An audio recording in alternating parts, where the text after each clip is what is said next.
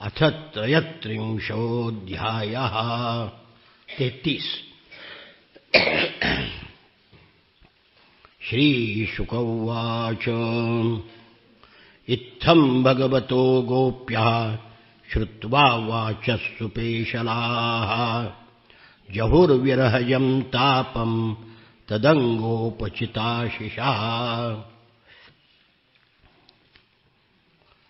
गोपीच्या मनामध्ये काम निर्माण झाला आणि गर्वही निर्माण झाला की श्रीकृष्ण आपल्यावर भाळला आहे. म्हणून त्यांचा गर्व दूर करण्याकरता, मन शुद्ध करण्याकरता भगवान अंतर्धान पावले. गोपीने खूप विलाप केल्यानंतर भगवान प्रसन्न झाले, प्रकट झाले. शुकाचार्य म्हणतात की भगवंतांनी त्यांना उपदेश केला, तुम्ही मला आपल्या सौजन्याने तुमच्या ऋणातून मला मुक्त करावं. खरं तर तुमचं ऋण मी फेडू शकणार नाही. भगवंताची सुमधुर वाणी ऐकली आणि गोपींचा विरहामुळे झालेला ताप नाहीसा झाला. भगवंताचं प्रेम मिळाल्यामुळे मनोरथ पूर्ण झाले. भगवान श्रीकृष्णाच्या प्रेयसी सेविका गोपिका एकमेकींच्या हातामध्ये हात घालून उभ्या होत्या. त्या स्त्री रत्नांच्या बरोबर भगवंताची रासक्रीडा सुरू झाली. प्रत्येक 2-2 गोपीमध्ये एक एक रूप प्रगट झालं. रासोत्सव संप्रवृत्तो गोपीमण्डलमण्डितः योगेश्वरेण कृष्णेन तासां मध्ये द्वयोर्द्वयोः प्रविष्टेन गृहीतानां कंठे स्वनिकटं स्त्रिया. भगवान श्रीकृष्णाच्या प्रेयसी, प्रेयसी शब्दाचा साधा अर्थ प्रेम करणाऱ्या, पण या कथा कादंबऱ्यामुळे त्याला जरा विकृत अर्थ प्राप्त झालेत. सेविका गोपी एकमेकांच्या हातामध्ये हात घालून उभ्या होत्या. भगवान श्रीकृष्ण 2-2 गोपींच्या मध्ये प्रकट झाले. त्यांच्या गळ्यामध्ये त्यांनी आपला हात टाकला. प्रत्येक गोपीला असा अनुभव येत होता की श्रीकृष्ण केवळ आपल्या जवळच आहेत. अशा प्रकारे अनेक गोपींच्या समूहामध्ये श्रीकृष्णाचा रासोत्सव सुरू झाला. त्यावेळी आकाशामध्ये शेकडो विमानांची गर्दी झाली. रासोत्सवाच्या दर्शनाने स्वतःला विसरलेले देव आपल्या पत्नीसह तिथे येऊन रासक्रीडा पाहू लागले. स्वर्गामध्ये दुंदुभी वाजू लागल्या. स्वर्गीय पुष्पांचा वर्षाव होऊ लागला. गंधर्वगण आपल्या पत्नीसह भगवंताच्या निर्मळ यशाचे गायन करू लागले. सर्व गोपी रासमंडलामध्ये आपल्या प्रियतमासह म्हणजे कृष्णासह नृत्य करू लागल्या. त्यांच्या बांगड्या, पैंजण, कमरपट्ट्याचे घुंगरू या सगळ्यांचा आवाज होऊ लागला. त्या व्रजसुंदरींच्या मध्ये भगवान श्रीकृष्ण पिवळ्या धमक सोन्याच्या मण्यामध्ये तेजस्वी नीलमणी शोभावा असा निळ्या रंगाचा श्रीकृष्ण शोभू लागला. नृत्याच्या वेळी गोपी निरनिराळ्या तऱ्हेच्या पायाच्या हालचाली आणि हातांचे हावभाव करीत होते. मधून मधून स्मितपूर्वक भुवयांचे विलास करीत होते. कंबर लचकावित होते. कधी छातीवरचे दुपट्टे हेलकावे घेत होते. कधी कुंडले गालावर आपटत होती. चेहऱ्यावर घामाचे थेंब तरळले होते. वेण्या सैल झाल्या होत्या. कमरेच्या दुपट्ट्याच्या गाठीही सैलसर झाल्या होत्या. त्यावेळी त्या गातही होत्या. मेघमंडलामध्ये विजा चमकाव्यात तशा कृष्णाच्या सान्निध्यामध्ये त्या चमकत होत्या. कारण कृष्ण मेघाप्रमाणे श्यामल होता ना, आणि गोपी गोऱ्या होत्या. त्या प्रेममग्न गोपिका नाचत नाचत उंच स्वरामध्ये गाऊ लागल्या. श्रीकृष्णाच्या स्पर्शामुळे त्यांना अधिकच आनंद झाला होता. त्यांच्या गायनाने सर्व जग अजूनही गुंजन करीत आहे. एक गोपी भगवंताच्या बरोबर त्याच्या स्वरात स्वर मिळवून गात होती. ती त्याच्याही पेक्षा वरच्या स्वरात गाऊ लागली. प्रसन्न होऊन भगवंताने तिला वाहवा वाहवा म्हणून शाबासकी दिली. दुसरीने तोच राग ध्रुपद तालामध्ये गायला. त्यांचे सुद्धा भगवंतांनी अतिशय कौतुक केले. एक गोपी नृत्य करता करता थकून गेली. तिच्या मनगटातून बांगड्या आणि वेणीतून मोगऱ्याची फुले गळू लागली. तेव्हा तिने शेजारीच उभ्या असलेल्या मुरली मनोहराचा खांदा आपल्या हाताने धरून ठेवला, तोल सांभाळला. एकीने श्रीकृष्णाने खांद्यावर ठेवलेल्या मुळातच कमलाप्रमाणे सुगंधी असलेल्या आणि त्यावर चंदनाची उटी लावलेल्या हाताचा वास घेतला आणि रोमांचित होऊन त्याच्या हाताचे चुंबन घेतले. नाचताना एका गोपीचे कुंडल हालत होते. कुंडलाच्या कांतीनं गाल चमकत होता. त्याने आपला गाल श्रीकृष्णाच्या गालाला लावला. तेव्हा भगवंतांनी आपल्या तोंडातील विळा तिच्या तोंडामध्ये दिला. एक गोपी पैंजणाचा आणि कमरपट्ट्याच्या घोंगराचा नाद करीत नाचत आणि गात होती. तेव्हा थकून गेली. तेव्हा त्याने आपल्या शेजारी उभ्या असलेल्या श्यामसुंदराचा मंगल हात आपल्या छातीवर ठेवून घेतला. लक्ष्मीचाच केवळ पती असणाऱ्या श्रीकृष्णांना आपला प्रियतम घेऊन गोपी गायन करीत त्याच्याबरोबर विहार करू लागल्या. त्यावेळी कृष्णाने त्यांच्या गळ्यामध्ये हात घातले होते. कानावरची कमळं, गालावर उडणारे कुरळे केस, घामाचे बिंदू यांनी मुखकमल शोभत होती.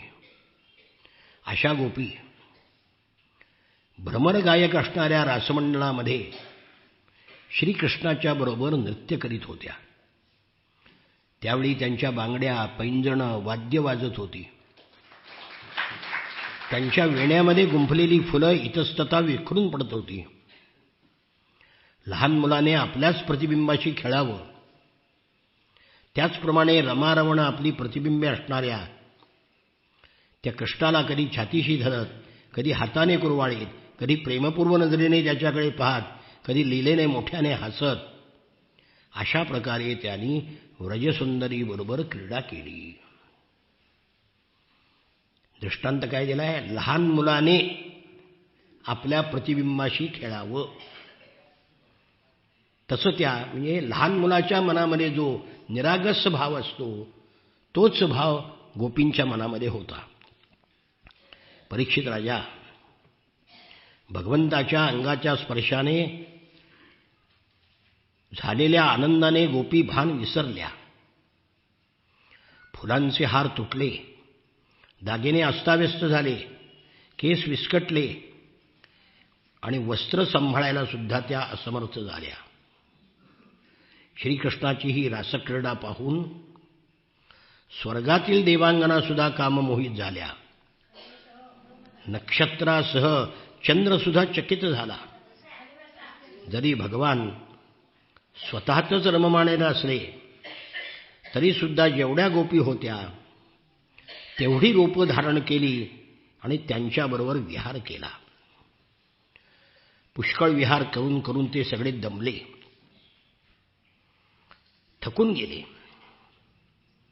तेव्हा करुणामय भगवंतानी प्रेमाने आपल्या सुखद करकमलांनी त्यांच्या चेहऱ्यावरून हात फिरवून त्यांचा क्षीण दूर केला. भगवंताच्या स्पर्शाने त्यांना खूप आनंद झाला.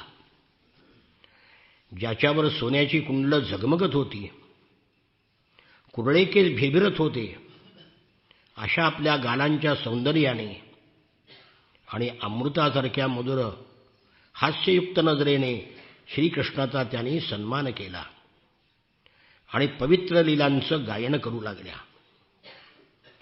त्यानंतर थकलेला हत्ती किनारे पाडत हत्तीणीबरोबर पाण्यात शिरून क्रीडा करतो, त्याचप्रमाणे गुणातीत असलेला, सत्व रज तम याच्या पलीकडे असलेला, लोकमर्यादा आणि वेदमर्यादा याची पर्वा न करणाऱ्या भगवंतांनी थकवा दूर करण्यासाठी गोपीसह यमुनेच्या पाण्यामध्ये प्रवेश केला.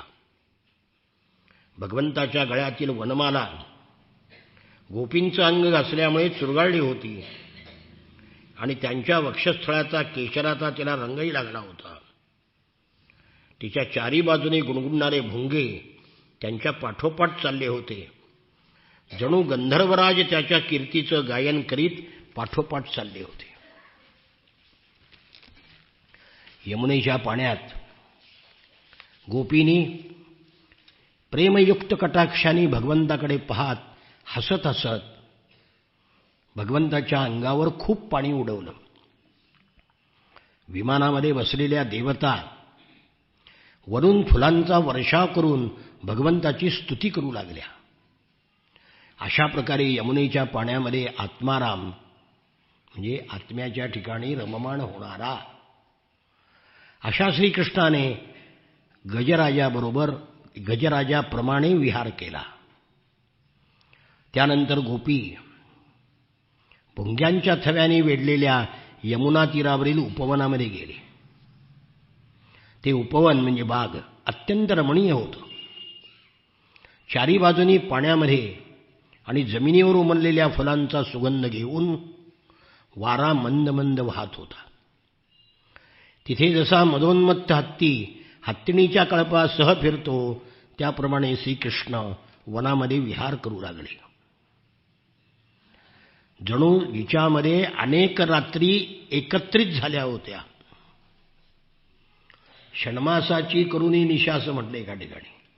6 महिन्याची रात्र केली. ती शरद ऋतूतील रात्र चंद्राच्या चांदण्याने सुंदर झाली होती. शरद ऋतूसंबंधी ज्या रसाचं वर्णन काव्यात वाचायला मिळतं त्यानुसार ती रात्र होती. आणि त्या रात्री सत्यसंकल्प श्रीकृष्णाने म्हणजे तुमच्याबरोबर मी रासक्रीडा करेन असं वचन दिलं होतं, संकल्प केला होता म्हणून सत्यसंकल्प. गोपीसह कामक्रीडा म्हणजे शुद्ध सत्वमय रासक्रीडा स्वतःमध्ये आवरून अनेक प्रकारे विहार केला. कृष्णकथामृतामध्ये आमच्या आप्पांनी फार सुंदर वर्णन केले. सगळं सांगणं शक्य नाही, पण थोडं सांगतो त्यात. कृष्णकथामृतामध्ये आप्पा लिहितात, प्रेमरसाच्या महासागराला कृष्णरूपी चंद्रामुळे भरती आली होती. प्रेमाच्या लहरी उसळत होत्या. सारी सृष्टी ती रासक्रीडा पाहून भुलली होती. काल आपली गती विसरला होता. नभात तारा खेळल्या होत्या.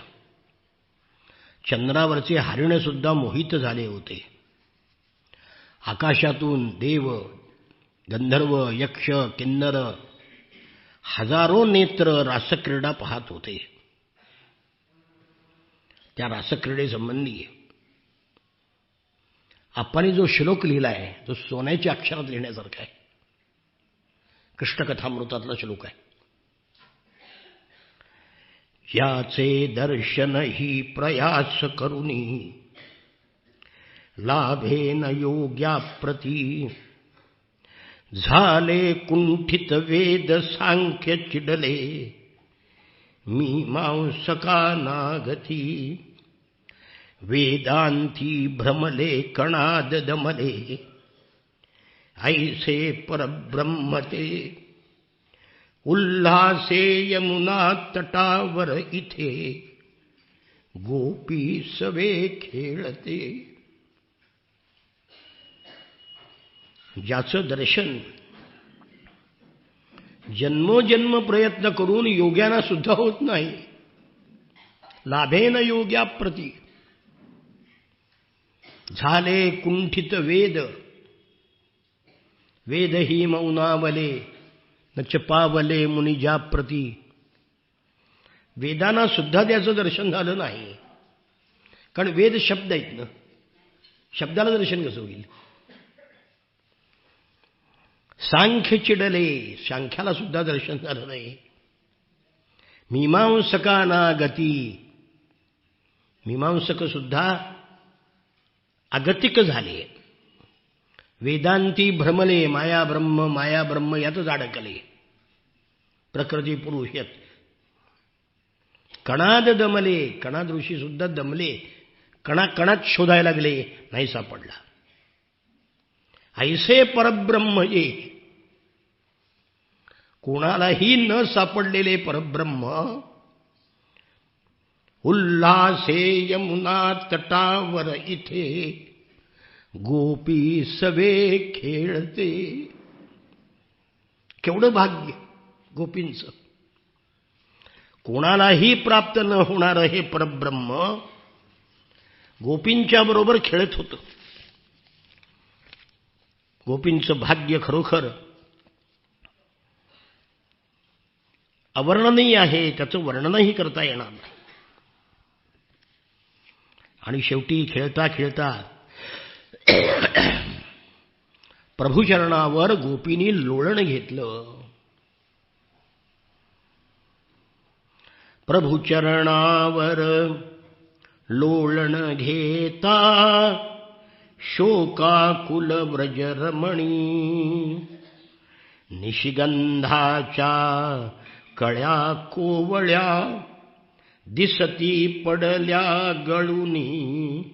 जय हरी सुखकंदा मेघश्याम मुकुंदा.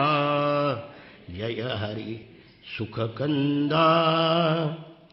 जोगी मधल्या करुण रसाच्या व्याकुळता नागमती. भासतात की वियोगिनीच्या विमल विव्हळ पंक्ती. जय हरी सुखकंदा मेघश्याम मुकुंदा. जय हरी सुखकंदा.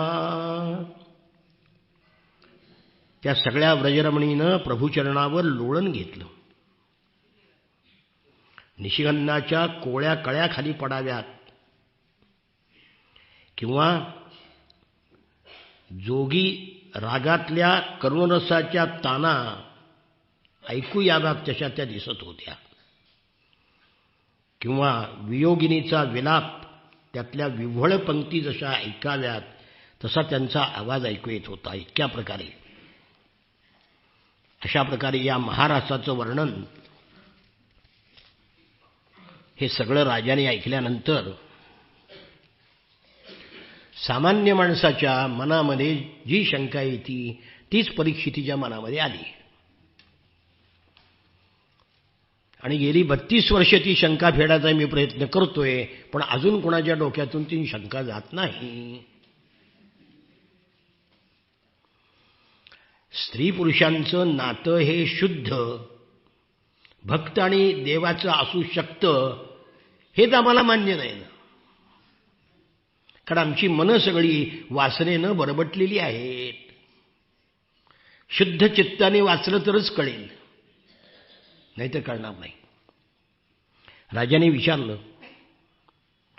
संस्थापनाय धर्मस्य प्रशमायेतरस्य च अवतीर्णो हि भगवान अंशेन जगदीश्वरः.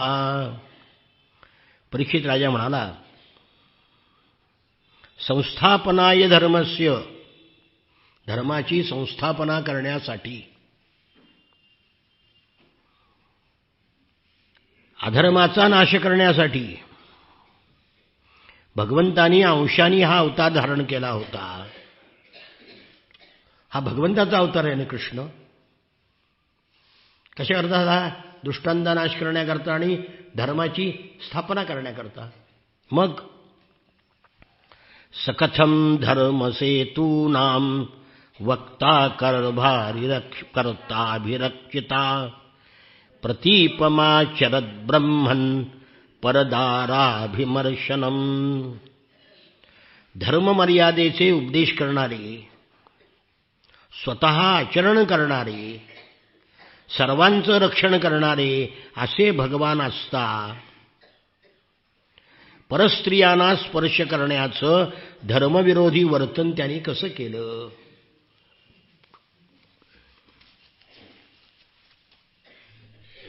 सगळ्यांच्या मनात येणारा प्रश्न आहे. तेव्हा भगवान श्रीकृष्णाला कोणतीही इच्छा नव्हती. आप्तकामो यदपती कृतवान वै जुगुप्सितम. मग त्यांनी हे अयोग्य कर्म, जुगुप्सित म्हणजे निंदनीय, परदाराभिमर्शन हे निंदनीय कर्म भगवंतांनी कसं केलं? हे ब्रह्मचारी मुनीश्वरा, कृपा करून आपण माझा हा संशय दूर करा. अहो, सांगणारे शुकाचार्य आहेत. ज्यांनी काम विषय जिणोनी जन्म आले, शुकादिक दादुले, ज्ञानेश्वर महाराजांनी वर्णन केले शुकाचार्यांचं, की विषय जिंकून जन्माला आले ते शुकाचार्य कामलीलेचं वर्णन करतील का? ते काय अलीकडचे दीड दमडीचे साहित्यिक आहेत काय? कथा कादंबऱ्या लिहिणारे शुकाचार्य आहेत. वैराग्याचा मूर्तिमंत पुतळा त्यांनी वर्णन केलंय. मग अशा शुकाचार्याने वर्णन केलं कसं? हे शुकाचार्य म्हणतात, धर्मव्यतिक्रमो दृष्ट ईश्वराणांच साहसम तेजीयसां न दोषाय वह्ने सर्वभुजो यथा. श्रेष्ठ पुरुषाचं कधी कधी धर्माचं उल्लंघन आणि लौकिकदृष्ट्या अविचारी कृत्य दिसतात, धर्माचा अतिक्रम केल्यासारखा दिसतो, परंतु तो तेजस्वी पुरुषांना दोषास्पद ठरत नाही. जसं अग्नी सगळं खातो पण अपवित्र होत नाही, तसं श्रेष्ठ पुरुष कोणतंही कर्म करतील त्यांना त्याचा लेप लागत नाही, दोष लागत नाही. कारण ज्यांच्या मनामध्येच कुठला निर्विकार आहे, जो मनुष्य विकारच ज्याच्या मनाला स्पर्श करत नाही, त्याला दोष कसला आलाय? ज्या लोकांच्या अंगी असे सामर्थ्य नसते, नैतत्समाचरे जातु मनसापि ह्यनीश्वरः विनश्यत्याचरन्मौढ्यात् यथा रुद्रोब्धिजं विषम. ज्या लोकांच्या अंगी असं सामर्थ्य नसतं त्यांनी मनाने सुद्धा अशा गोष्टी करता कामा नयेत. श्रीकृष्णांनी रासक्रीडा केली म्हणून आम्ही करता कामा नये. काही महाराज करतात, मूर्ख आहेत, भागवत कळलं नाही त्यांना. भागवत सप्ताह उठले की लागले नाचायला. सध्या भागवत नावाचा तमाशा चालू आहे सगळ्या भारतात, आणि या मारवाड्याने गुजरातीने त्याचा व्यापार करून टाकलाय. हे मनाने सुद्धा करू नये म्हटले, मनाने सुद्धा, प्रत्यक्ष जायला बाजूला. ज्या लोकांच्या अंगी सामर्थ्य आहे भगवान श्रीकृष्णासारखं त्यांनीच हे करावं. एखाद्याने मूर्खपणाने असे कृत्य केले तर त्याचा नाश होतो. दृष्टांत सुंदर दिलाय. भगवान शंकरांनी विषप्राशन केलं म्हणून आम्ही करावं का? त्याला काय होते? भगवंतांनी प्यालं मग आम्ही पितो, पिऊन बघा. भगवान श्रीकृष्णांनी रसक्रीडा केली, आम्ही करून बघतो, करून बघा काय होते ते. त्या कामाच्या प्रवाहामध्ये अशी पाला पाचवायसारखी वाहत जाल, किनारा सुद्धा सापडायचा नाही. म्हणून जे माणसं थोर आहेत त्यांचा उपदेश सत्य असतो. श्रेष्ठ पुरुष, संत पुरुष सांगतो त्याप्रमाणे वागावे. ते वागतात तसं वागायचा प्रयत्न करू नये, मूर्खपणा आहे. गजानन महाराज नग्न हिंडत होते, उष्ट्या पत्रावळ्या खात होते, म्हणून तुम्ही करणार का? करा बरं. ती चिरी मोडत होती, तेवढं मात्र घेता होय, वा. मग गजानन महाराज उडवत होते, आम्हाला उडायला काय झालं? अरे गजानन महाराजांनी अग्नी हा आपोआप पेटवला. कॉटला सगळ्या त्या अग्नी लागला, त्याच्यावर बसले अग्नीमध्ये. उच्छृंखल घोड्याच्या पायामध्ये झोपले. करून दाखवा बरं. भगवान शंकरांनी भगवान शंकर म्हणले भांग पित होते, म्हणलं विषय पिलाय, पिऊन बघ. भगवान शंकराचं तेवढंच घेतलं होय. थोर पुरुष सांगतात त्याप्रमाणे वागावे, थोर पुरुष वागतात त्याप्रमाणे वागू नये. फार महत्वाचं आहे. कृष्णाने जे सांगितलंय त्याप्रमाणे वागावे. कृष्णाने पुतनेचं विष पिलं, पिताय का बघू बरं. रासक्रीडा तेवढी करायला पाहिजे होय. श्रीकृष्णाने वणवाप्राशन केला, करता का? माणसाला काय आहे, सवडीचा धर्म लागतो. त्यांचं आचरण काही वेळा सत्य असतं. म्हणून बुद्धिमान माणसांनी त्यांचं जे आचरण त्यांच्या उपदेशानुसार असेल. फार महत्वाचा श्लोक आहे. उपदेशानुसार जे आचरण असेल तेवढंच आपल्या जीवनामध्ये उतरवावं.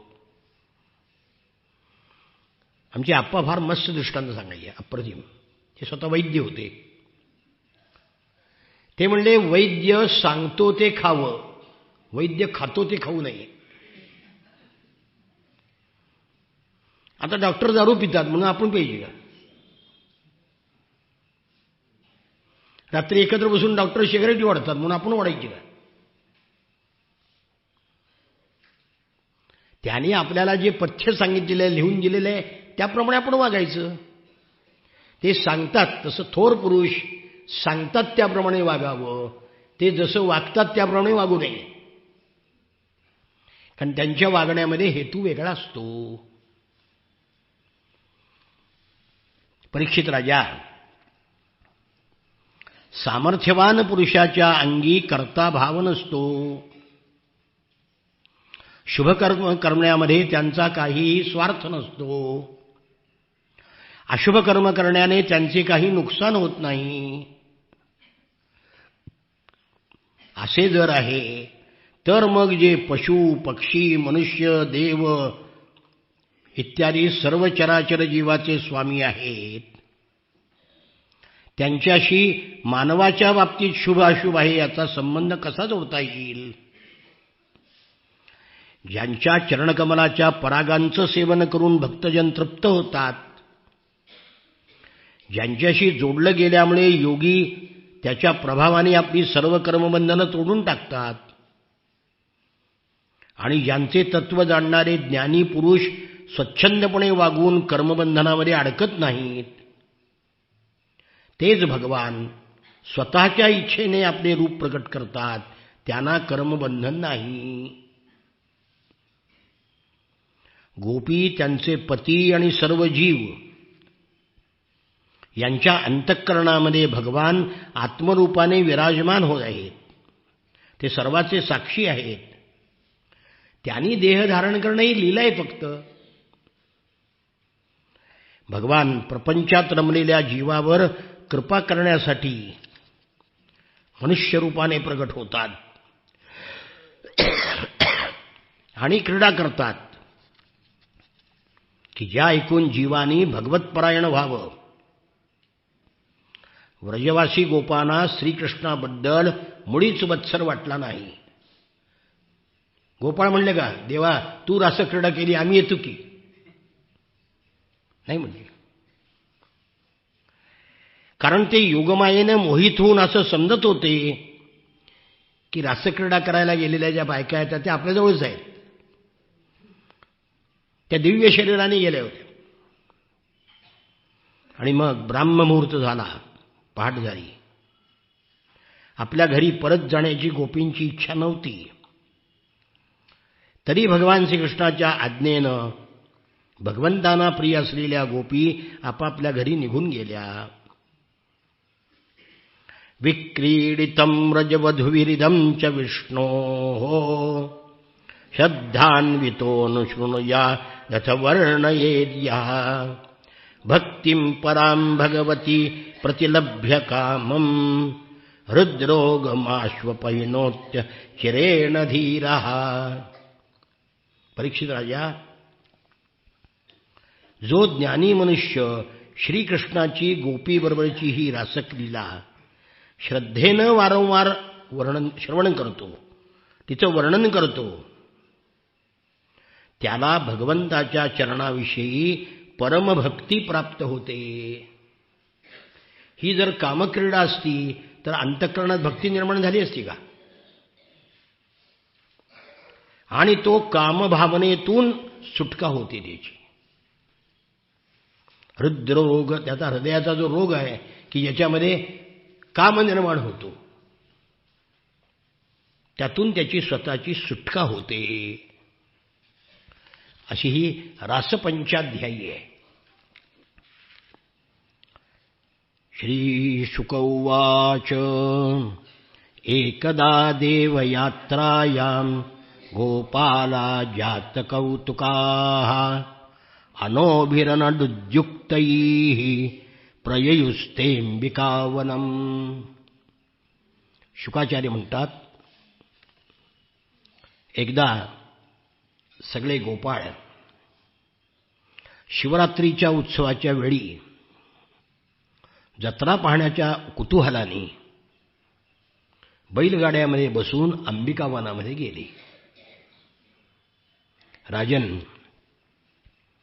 तिथे सर्वांनी सरस्वती नदीमध्ये स्नान केलं. भगवान शंकराचं आणि अंबिका देवीचं भक्तिभावाने दर्शन घेतलं, पूजा केली. आदरपूर्वक गायी, सोने, वस्त्रे, मधुर अन्न भगवान शंकराला अर्पण करून ब्राह्मणांना दान दिले. नंद सुनंद गोपानी त्या दिवशी शिवरात्रीचा उपवास होता म्हणून फक्त पाणी पिऊन रात्रीच्या वेळी सरस्वती नदीच्या तीरावर झोपी गेले. त्या वनामध्ये एक भयानक भुकेलेला अजगर होता. तो दैवयोगाने तिथे आला आणि झोपी गेलेल्या नंदाला पायाकडून गिळू लागला. अजगराने गिळायला सुरुवात करताच नंद ओरडू लागले, सचुक्रोशाहिनाग्रस्तः कृष्ण कृष्ण महानयम सर्पो मां ग्रसते तात प्रपन्नम परिमोचय. कृष्णा कृष्णा, धाव धाव, हा अजगर मला गिळायला लागला आहे. अरे कृष्णा, मला तुझाच आधार आहे, मला संकटातून वाचव. नंदाचं ओरडणं ऐकल्यावर सगळे गोप एकदम उठले. अजगराच्या तोंडामध्ये निम्मा नंदराजा गेलेला पाहून पेटलेली लाकडं घेतली आणि अजगराला मारायला लागली. कोलितानी अजगर भाजला तरी सुद्धा नंदाला त्यांनी सोडलं नाही. भगवंताची तो वाट पाहत होता. भगवान तिथे गेले आणि त्यांनी आपल्या नुसत्या चरणाने अजगराला स्पर्श केला. सवै भगवत श्रीमत पादस्पर्श हता शुभा भेजे सर्प वपुर्हित्वा रूपम विद्याधरार्चितम. भगवान श्रीकृष्णाच्या पवित्र चरणाचा स्पर्श झाल्याबरोबर अजगराचं सगळं पाप नष्ट झालं आणि अजगराचं शरीर सोडून विद्याधराने पूजावे असं सुंदर रूप धारण केलं. दैदिप्यमान असा होता, सुंदर रूप धारण केलं होतं, सोन्याचा हार घातला होता. भगवंताला प्रणाम करून हात जोडून उभा राहिला. भगवंताने विचारलं, को भवान परया लक्ष्म्या रोचतेद्भुतदर्शनः कथं जुगुप्सिताम् एतां गतिं वा प्रापितो वशः. भगवंताला माहित होतं, पण सगळ्या लोकांना कळावं म्हणून विचारलं, तू कोण आहेस? अतिशय सौंदर्याने झळकणारा तू दिसण्यामध्ये अद्भुत आहेस. मग किळसवाण्या अजगर योनीला तू कसा काय गेलास? इच्छेविरुद्ध तुला या योनीमध्ये यावे लागले असेल. त्या तो अजगर म्हणाला, मी आता विद्याधर होता. तो विद्याधर म्हणाला, अहम विद्याधर कश्चित सुदर्शन इति श्रुतः श्रिया स्वरूप संपत्त्या विमानेनाचरम दिशः. भगवन, मी पूर्वी सुदर्शन नावाचा विद्याधर होतो. विद्याधर नावाची एक दिव्य योनी आहे, गंधर्वासारखी. गंधर्व, यक्ष, किन्नर, विद्याधर.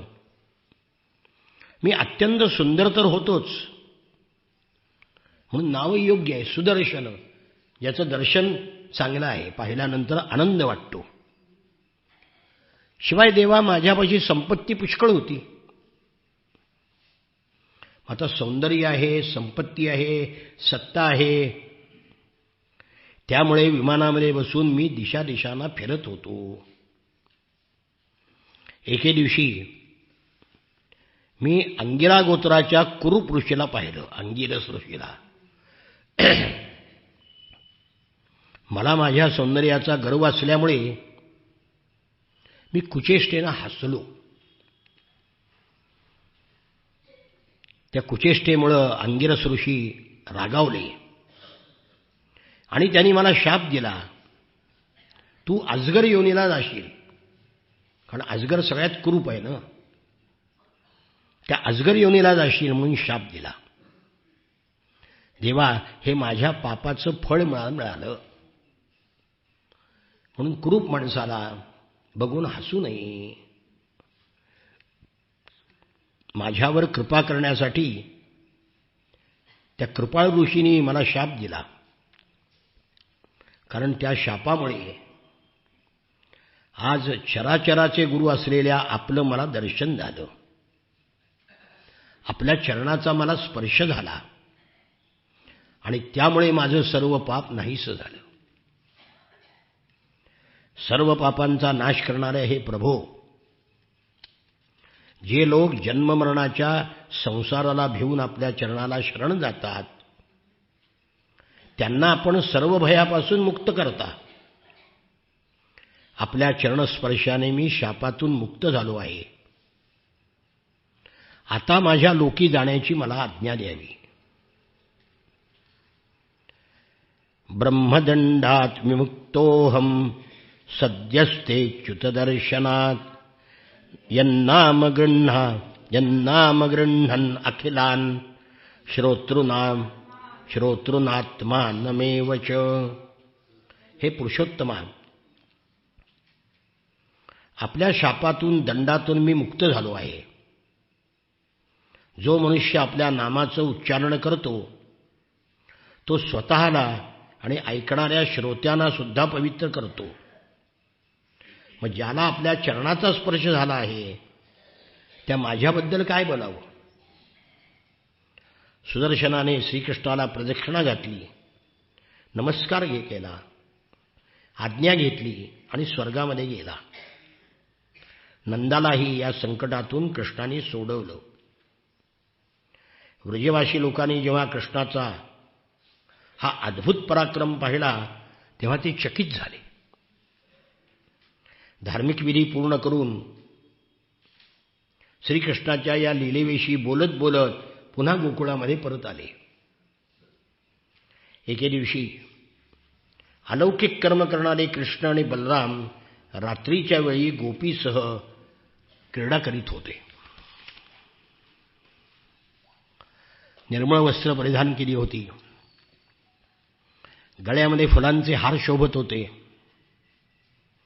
शरीराला सुगंधी चंदन लावलेलं होतं. सुंदर अलंकार धारण केले होते आणि राम कृष्ण यांच्या गुणाचं गोपी गायन करीत होत्या. तिनिसान झाली होती. आकाशामध्ये चंद्र तारे उगू लागले होते. मोगऱ्याच्या सुगंधाने धुंद होऊन भुंगे इकडे तिकडे फिरत होते. कमलपुष्पांचा सुगंध घेऊन वारा वाहत होता. त्यावेळी त्या सर्वांचा आनंद लुटत रामकृष्णांनी स्वरांच्या चढ उतारासह सुंदर राग आळवला. जगातील सर्व प्राण्यांच्या मनाला आणि कानांना तो स्वर भरभरून आनंद देत होता. कृष्णाचं हे गायन ऐकून गोपी बेभान झाल्या. त्यांना आपल्या शरीराचीही शुद्ध झाली नाही. त्यांची वस्त्र निष्ठू लागली. वेण्यातून फुलं गळू लागली. देहाचं भान त्यांना राहिलं नाही. ते दोघे भाऊ अशा प्रकारे विहार करीत होते. धुंद होऊन गात होते. त्यावेळी तिथे शंखचूड नावाचा एक यक्ष आला. तो कुबेराचा सेवक होता. कंसाने पाठवला होता. दोन्ही भावांच्या देखत त्यांनी त्या गोपींना पळवून घेऊन उत्तरेकडे निघून गेला. त्या गोपी ओरडू लागल्या. एखाद्या चोराने गाईला पळवावे त्याप्रमाणे या यक्षाने प्रिय गोपींना पळवून घेऊन चालला. त्या ओरडायला लागल्या की हे कृष्णा, हे रामा, मोठमोठ्यांदा हाका मारू लागल्या. मग ते दोघे जण त्याच्या पाठोपाठ धावत गेले. गोपीनो, भिवू नका म्हणून त्यांना धीर देत हातामध्ये सागवानाची झाडं उपटून घेतली आणि वेगाने त्या नीच यक्षाजवळ जाऊन पोचले. काळ आणि मृत्यू यांच्या समान असणारे दोघे पाहिले. तो शंखचूड घाबरला आणि गोपींना तिथेच सोडून प्राण वाचवण्याकरता पळू लागला. गोपीचे रक्षण करण्याकरता बलराम तिथेच थांबले. कृष्ण मात्र त्याचा पाठलाग करू लागले आणि त्याच्या मस्तकावर शंखचूडाचा मणी होता, चूडामणी. तो कृष्णाला काढून घ्यायचा होता. मागे धावत जाऊन कृष्णाने त्याला पकडलं. त्या दुष्टाच्या मस्तकावर जोराने ठोसा मारला आणि चूडामणीसह त्याचं मस्तक धडापासून वेगळं केलं. अशा प्रकारे शंखचूडाला मारून तो चमकदार मणी घेऊन कृष्ण परत आले आणि गोपींच्या देखत मोठ्या प्रेमाने बलराम दादाला तो मणी देऊन टाकला. भावाशी सुद्धा कसं वागावं हा कृष्णाचा आदर्श आहे. पुढच्या अध्यायामध्ये युगल गीत, युगल म्हणजे दोघी दोघींनी गायलेलं, युगल म्हणजे दोन जोडी. श्री शुक उवाच गोप्य कृष्णे वनं याते तमनुद्रुतचेतसा कृष्णलीला प्रगायन्त्यो न्यन्यर दुःखेन वत्सरान वासरान. श्रीकृष्ण जेव्हा वनामध्ये जात असत त्या गोपींचं चित्त सुद्धा त्याच्याबरोबर वनातच जात होतं. शरीराने त्या घरामध्ये असायच्या, कष्टाने दिवस घालवायच्या आणि दोघी मिळून श्रीकृष्णाविषयी गाणं गात होत्या. याला म्हणतात युगलगीत, म्हणजे दोघींनी गायलेलं गाणं. वाम बाहुकृत वाम कपोलो वल्गित भ्रूरधरार्पित वेणुं कोमलांगुलिभिराश्रित मार्गम गोप्य ईरयति यत्र मुकुंदः. वामन पंडितांनी याचं सुंदर भाषांतर केलेलं आहे. अंग वक्र अधरी धरी पावा गोपवेश हरितोच जपावा वाम बाहुवरी गाल हिडावा तो ठसा स्वहृदयात ठसावा. त्याच वृत्तात केले, ज्या वृत्तामध्ये मूळ आहे त्या वृत्तातच. पंडित कवीचा अभ्यास आता शाळातून आणि कॉलेजातून केलाच जात नाही. वामन पंडित, रघुनाथ पंडित, मुक्तेश्वर, मोरोपंत एकापेक्षा एक महान कवी होऊन गेले. आपले श्रीधर स्वामी नाझरेकर, अप्रतिम काव्यरचना आहे त्यांची. संतांचा अभ्यास निदान वारकरी पंथामुळे होतो तरी, पण पंडित कवीचा अभ्यासच नाही. आणि ते काव्य संस्कृत प्रचूर असल्यामुळं आजच्या पिढीला येतच नाही ते. श्रीकृष्ण जेव्हा आपला डावा गाल डाव्या हाताच्या बाजूकडे वळवून भुवया नाचवीत, बासरी तोंडाला लावून आपली सुकुमार बोटं त्याच्या छिद्रावर फिरवून मधुर तान छेडतात. एका वाक्यात भगवान जेव्हा बासरी वाजवतात तेव्हा काय होतं? आकाशात पतीसह विमानात बसून असलेल्या सिद्धपत्न्या म्हणजे सिद्धांच्या बायका ती तान ऐकून प्रथम आश्चर्यचकित होतात. नंतर त्यांचं चित्त कामबाणाने विद्ध होतं. त्यामुळे लज्जित झालेल्या त्या पाहता पाहता बेभान होतात, इतक्या की त्यांना आपल्या वस्त्राची सुद्धा शुद्ध राहत नाही. अशा कृष्णाचा विरह आम्ही कसा सहन करावा?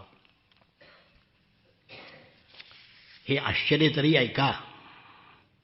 वेणुध्वनी तो सुरगायकांनी त्यांच्या विमानात ही बायकांनी आश्चर्यकानी पडताच केले न तृप्त ज्यांचे मन हे भुकेले. आश्चर्य तर असं आहे की हे नंदनंदन जेव्हा दुःखितांनाही आनंद देणारा वेणू वाजवू लागतात तेव्हा त्यांचे हास्य हाच त्यांच्या छातीवर रुळणारा हार बनतो. चंचल लक्ष्मी तिथे स्तब्ध होऊन राहते. त्या वेणुवादनाने चित्त आकर्षित झालेले गोकुळातले बैल, गायी, हरिण यांचे कळप मुग्ध होऊन जातात. दातांनी चावत असलेला गवताचा घास तोंडात तसाच राहतो.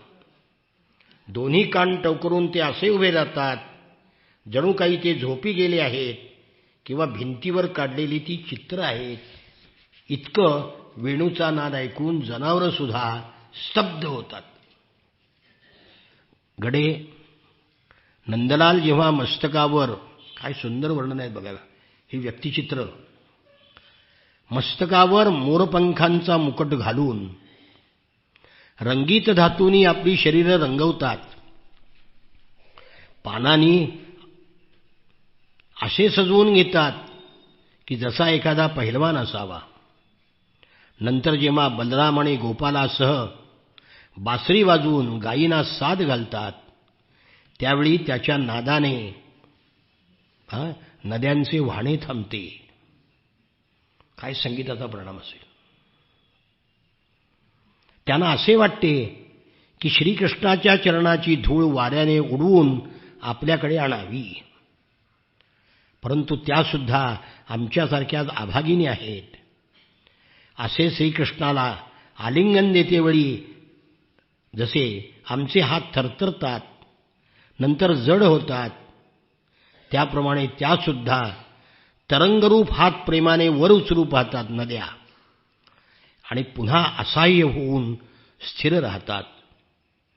गोपाल ज्यांच्या लीलांचं गायन करीत असतात ते ऐश्वर्यसंपन्न श्रीकृष्ण जेव्हा वृंदावनाने विहार करीत आपली बासरी वाजवून पर्वतावर चरणाऱ्या गायींना नावाने साद घालतात, त्यावेळी वनातील वृक्ष वेली अंतरंगामध्ये भगवान विष्णूचं अस्तित्व सूचित करीत फुलांनी फळांनी बहरून येतात. त्यांच्या भाराने फांद्या वाकून जमिनीवर टेकतात. प्रेमाने त्यांचा रोम आणि रोम प्रफुल्लित होतो आणि ते मधाच्या धारांचा वर्षाव करू लागतात. विश्वातील सुंदराहून सुंदर असणाऱ्या मनमोहनाच्या कपाळावर केशरी गंधाचा सुंदर तिलक लावलेला असून गळ्यामध्ये वनमाला धारण केली आहे. तिथून येणारा तुळशीचा दिव्य गंध आणि मधुर मध यांनी धुंद होऊन भुंग्यांच्या झुंडीच्या झुंडी उच्च रवाने मधुर गुंजाराव करीत असतात. त्या गुणगुणण्याचा आदर करीत त्यांच्या स्वरात स्वर मिसळून जेव्हा ते आपली बासरी वाजवू लागतात त्यावेळी ते मधुर संगीत ऐकून सरोवरात राहणारे सारस हंस पक्ष्यांचे चित्तसुद्धा मोहून जाते. ते सगळे पक्षी श्यामसुंदराजवळ येऊन बसतात आणि डोळे बंद करून गुपचूप चित्त एकाग्र करून संगीत ऐकू लागतात. हे व्रजदेवीनो, श्यामसुंदर जेव्हा फुलांची कुंडलं कानात घालून बलरामासह आनंदाने पर्वत शिखरावर उभे राहतात, सगळ्या जगाला आनंदित करतात आणि बासरीच्या मधुर आवाजाने सगळं विश्व भारून टाकतात. ज्यावेळी मेघ बासरीच्या तानाबरोबर त्याच्या वेणुवादनात व्यत्यय न येईल अशा बेताने हळूहळू गर्जना करीत त्यांना साथ देतात. शिवाय स्वतःसारखाच वर्ण असलेल्या घनश्यामाला ऊन लागू नये म्हणून ढग त्याच्या मस्तकावर सावली धारण करतात, त्यांचे छत्र होतात आणि बारीक बारीक तुषाराच्या रूपाने दिव्य पुष्पांचा त्याच्यावर वर्षाव करतात. हे यशोदा माते, तुझा पुत्र गोपाळाबरोबर खेळ खेळण्यामध्ये निपुण आहे. अनेक प्रकारे बासरी वाजवणे हे स्वतः शिकले आहेत. जेव्हा तोंडल्यासारख्या लाल ओठावर बासरी ठेवून ते अनेक राग रागिणी वाजवू लागतात त्यावेळी ते ऐकून ब्रह्मदेव, शंकर, इंद्र, सर्वज्ञ असणारे मोठमोठे देव हे सुद्धा त्या राग रागिणी ओळखू शकत नाहीत. का? ते इतके मोहित होतात की त्यांचं चित्त वेणुवादनामध्ये तल्लीन होऊन जातं. मस्तक नम्र होतं आणि आपली देव सगळे शुद्ध हरपतात. ज्याच्या तळव्यावर ध्वज, वज्र, कमळ, अंकुश ही सुंदर चिन्ह आहेत, आपल्या चरणकमलांनी ते गायीच्या खुरांनी खोदल्या गेलेल्या व्रजभूमीचं दुःख नाहीसं करतात. गजराजाप्रमाणे चालत जेव्हा ते बासरी वाजवतात तेव्हा त्या बासरीचा आवाज, ते मोहक चालणं, ते विलासपूर्ण पाहणं आमच्या हृदयामध्ये प्रेमभाव वाढवतात. आम्ही त्यावेळी इतक्या मोहित होऊन जातो की झाडासारखी आमची स्थिती होते. आम्हाला केसाचीच काय, वस्त्राची सुद्धा शुद्धी राहत नाही. जिचा वास अतिशय प्रिय आहे अशी तुळशीची माळ गळ्यामध्ये घालून जेव्हा ते मण्याच्या माळेने गायी मोजता मोजता एखाद्या प्रियमित्राच्या गळ्यामध्ये हात टाकून बासरी वाजवतात त्यावेळी बासरीच्या त्या मधुर स्वरांनी चित्त हरवलेल्या काळविटांच्या माद्या आम्हा गोपीप्रमाणे घराची अभिलाषा सोडून नंदनंदनाला वेढून उभ्या राहतात. हे यशोदा माते, तुझा बाळ कुंदाचा हार गळ्यात घालून कौतुकास्पद वेश धारण करून गोपाळांच्या बरोबर, गायीबरोबर यमुनेच्या काठी आपल्या मित्रांना आनंद देत जेव्हा खेळू लागतो, त्यावेळी मलय पर्वतावरील चंदनाने सुगंधित झालेला मंद मंद वारा वाहून तुझ्या लाडक्याची तो वारा सेवा करतो आणि गंधर्व इत्यादी उपदेवता भाटाप्रमाणे गाऊन वाजवून त्याला संतुष्ट करतात. तसेच अनेक प्रकारचे नजराणे देऊन सगळीकडून वेढून त्याची सेवा करतात. व्रजातील गायीवर गोवर्धनधराचे म्हणजे कृष्णाचे अतिशय प्रेम आहे, म्हणून तर त्यांनी गोवर्धन पर्वत उचलला होता. संध्याकाळ झाली. आता ते सगळ्या गोधनाला वळवून परत येतच असतील. वाटेत ब्रह्मदेवादी वयोवृद्ध ज्ञानवृद्ध त्यांच्या चरणाला नमस्कार करत असतील.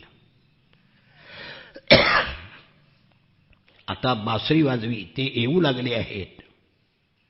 गोपाळ त्यांच्या कीर्तीचं गायन करीत आहेत. पहा ना, गायीच्या खुराने उडवलेली धूळ त्यांच्या वनमालेवर बसली आहे.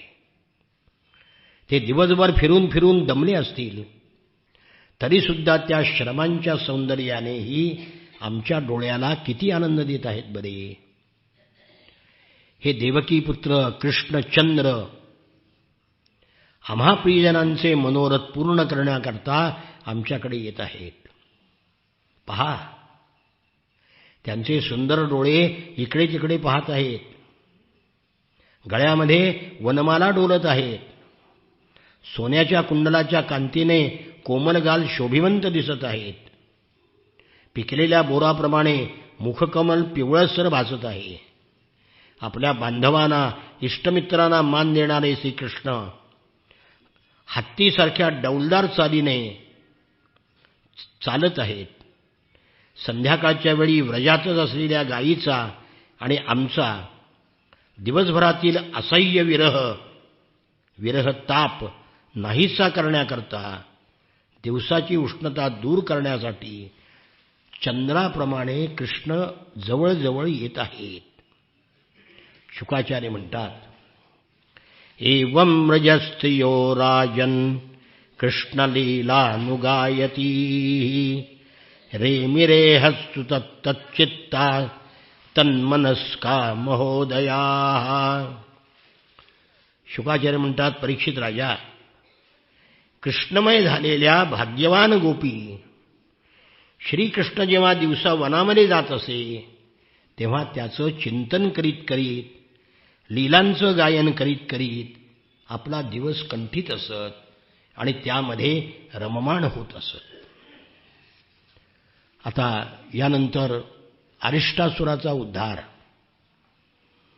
आणि नारदांनी जाऊन कंसाला सांगितलं, श्रीकृष्ण आणि बलराम ही देवकीची मुलं आहेत, का बसलाय निवांत इथं, म्हणून काढी टाकली.